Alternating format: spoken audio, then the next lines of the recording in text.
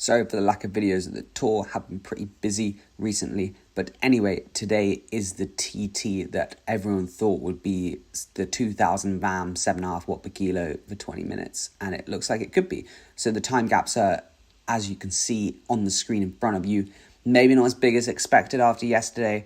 Still 36 seconds into Vingegaard is a lot. Roglic, Lipowitz looking good as well. But still like minute 56, minute 20 back. It's a long way. You can get a top 10, 2.5 minutes back. So you can see a lot of people in this kind of like 2-minute range. There's some power data to go through. There's some VAM to go through. So let's just crack on. We're going to look at Pog's file first because whoa. So he averaged 28k an hour. Yeah, cool. But the bottom half obviously didn't have a TT bike. He just went smash mode, 48k an hour on the flat with like a slight uphill.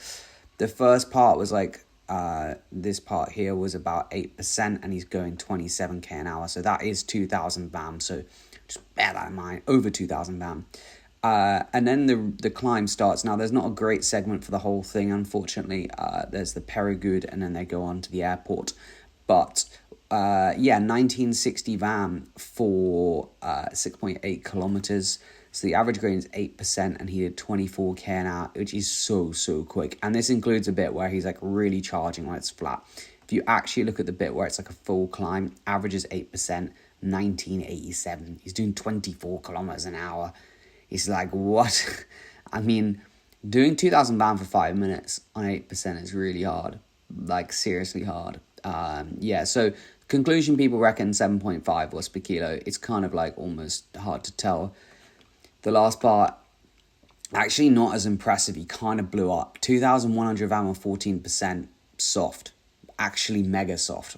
Even I can do that for a while. When I say a while, I mean probably a couple minutes, maybe 3 minutes on a good day. So actually, you can probably tell he blew up, is my conclusion, or went softer, because the bits at the bottom when he's doing 2,000 VAM on 8% is obviously way harder. He's doing more watts here. So he either blew up a little bit or he just thought, no need to go crazy. Okay, anyway, sorry about that. One take. So who else did well? Platt, no power there. Onley, Shimano, not good. Buitrago, Shimano, not good.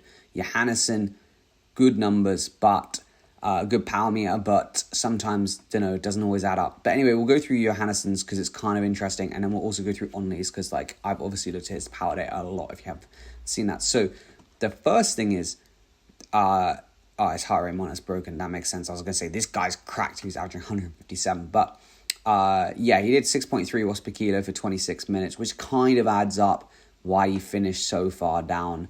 Like, at the Tour, you think 6.3 for 25 minutes fresh. Like, that's not that wild.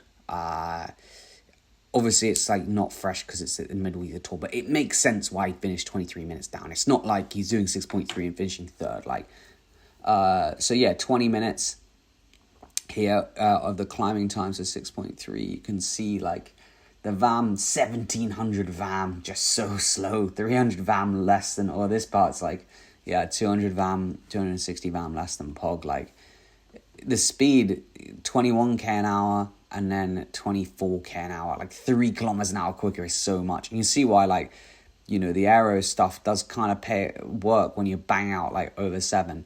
Because on 8% you start charging 24k an hour. And you can now see also why on 5% climbs is just irrelevant because they go too fast. So Johannes definitely didn't have a good day for sure. I think he said that, maybe he didn't, but he 390 watts is pretty good. At the end you can see he actually Pog must have not, he negative split this, obviously he's doing 500 watts at the end, which makes sense. But you can see 1942 VAM, he was not actually as far off on the Pog VAM on this part as he was earlier on. So obviously decently negative split, which makes sense. At the bottom, the faster part maybe went out too hard. That could be a 386 watts here, and he's doing 38k an hour. And then on this part, he's doing basically the same watts. But he probably had a pacing strategy, and he's trying to kick on here, and he just couldn't. Would be the most logical conclusion. You can see this 4 minutes here was significantly slower, so that's probably what's happened in reality. 10 minutes, 400 watts. You can see, it's not good because this includes the bit when he's doing 60k an hour or 58k an hour. So not ideal. And then when he hit the climb, he obviously thought time to crack on 400 watts and blew up, basically, is what happened. So you see this part 386 and then 370. And then I guess at the end just thought, nah, we got to grow up. So we'll go through Onley's power data. I commented on Harry Sweeney. I don't know why I didn't post, but the harassing didn't work. It did work with Sivakov. He stopped posting at one point, and I said, well, me plus a lot of people actually said, come on, mate, don't be soft. And he went, yes, no stress. So he changed it. So Onley's, he was on the road bike as well. There weren't many on the TT bike. So again, 380 watts for the first 6 minutes. Similar numbers here to Onley. 400 watts again. Like, you'd think it's the same file actually, but it's not. I promise you. Like 10 minutes, 401 watts. Well, was it literally the same? It's kind of crazy. Yeah, it's pretty mad. Onley's obviously it's not exactly the same part, but it's really not far off. So Onley again set off for this first part here about 400 watts, and then towards the end blew up again. So basically everyone went out too hard is the kind of conclusion. So on this part, he averaged 395. You can see obviously went harder at the bottom.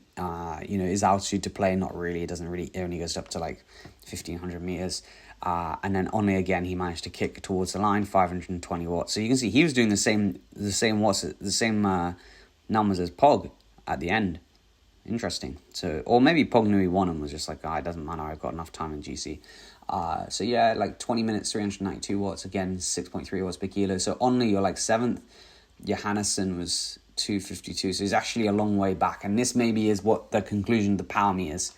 Do they read accurately? Well, maybe the weights aren't accurate. I think maybe Onley's it is too harsh and Johannessen's is too nice, something like that. But anyway, like ultimately, it doesn't really matter. They went quick. Onley was banging out for most of it, 1,800 VAM, which is so much. Like, it's probably more like 6.5. He could be lighter than 62 kilos for sure. I don't think he's a mega tall guy. But yeah, like so impressive, but still gets absolutely punted by Pog. So pretty tough to get your head around when you actually look at the speed difference, 25 and then 22, 23. It's real wild. So yeah, that's kind of what is the conclusion? The conclusion is Pog goes fast uphill. He goes seriously fast uphill, and yeah, 2,000 VAM. I never thought we'd see the day, but we've seen it. What does this mean? I don't know, but yeah, pretty wild. And yeah, a lot better than what he did on Planche de Belfi, and people thought that was wild. So yeah, fully mad. Pog's going to win the Tour, I reckon, unfortunately. But don't think anyone else is going to compete, so the Tour's probably over. But anyway, cheers for watching. Hope you enjoy. I'll see you in the next one.